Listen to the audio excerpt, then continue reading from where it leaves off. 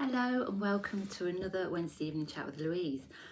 Well, apologies. Last week we had a really big storm which totally kicked out my internet access, which means I have no phone, I can't use my iPad, and it really got me thinking. I didn't do anything about it for the first day because it had been a bad storm, we'd had power cuts and all sorts of things happening. So I kind of didn't really think about it. And then I found out the next day when I checked online that actually they were saying that the supply to my house was fine. And then they were saying it was the cable to my router that had been affected by the storm. And I just didn't understand how that could possibly work, because if it was still lighting up the right colour and everything. Anyway, they were sending one out the next day and it didn't come, so I had to ring again.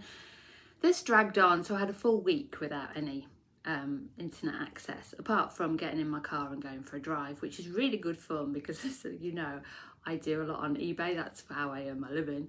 And it was like I had to drive up the road to see what I'd sold, to then come back to pack, and I couldn't print my labels, and then I got them, one of those weeks. So I did try to record something in the car, and then, do you know what, I thought, I've got too much stuff to do. So here I am. And look at the woolies. Autumn kicked in with a bang. I mean, the afternoons are beautiful. I can't fault the weather, and I really do love this time of year, I have to be honest. But isn't it interesting how what isn't really cold feels cold after we've had a good summer. I've had a great time down the beach. It's been really lovely, really enjoyed it. And then suddenly I've had to get socks out and jumpers. And it's just we're not used to it at all.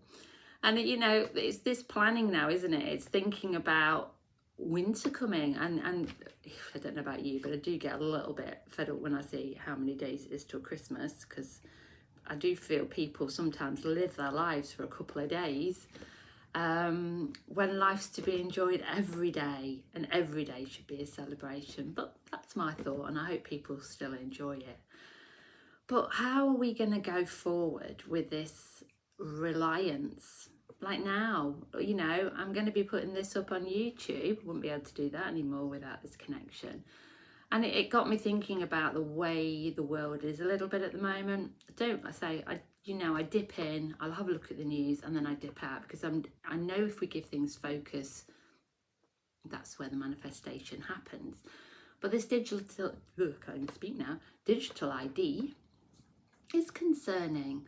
And I know there are so many people that don't see an issue with it, but when it comes to the end, the end result where everything can be switched off, our access to our money, everything, absolutely everything, communication-wise, there are no landlines anymore.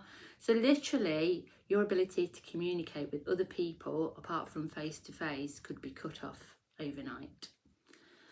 So it's got me really thinking about a sustainable future, a future where I don't rely on this. What am I going to do?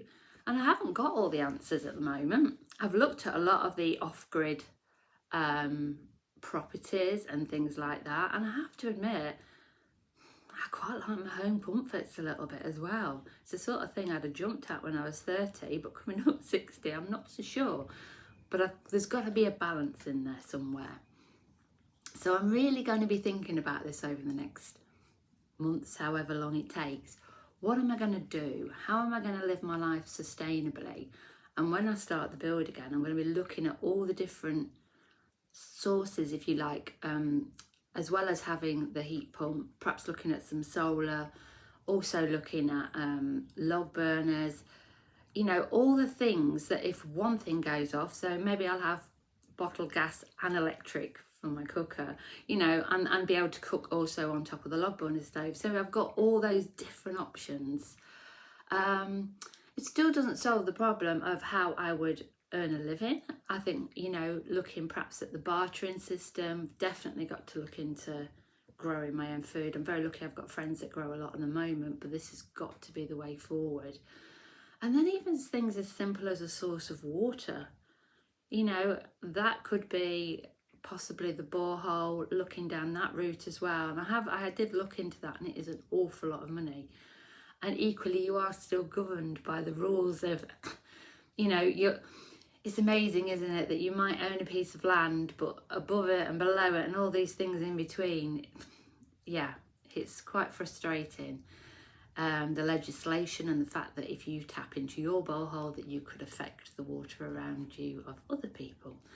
So it's something I'm going to be looking more into, definitely. I want to go into this stage of my life feeling happy and energetic and not having to worry about things like this happening. Because I feel there is so much fear around it. And I think it's up to us to look at how do we manage it without being fearful. I think I wasn't frightened by it, I was just frustrated of how it was working. And I've got to look forward now and think, there has got to be more. So I'm open to suggestions. I'm always fascinated by other people's experiences, how they feel about it. So point me in the directions of anybody you've watched or looked at or anything like that. And because I think the sustainable future is something we've really got to look at. And I think sometimes waiting for it to happen, we've got to be more responsible. So love to hear your thoughts, and say sorry I wasn't here last week, but I'm back for now.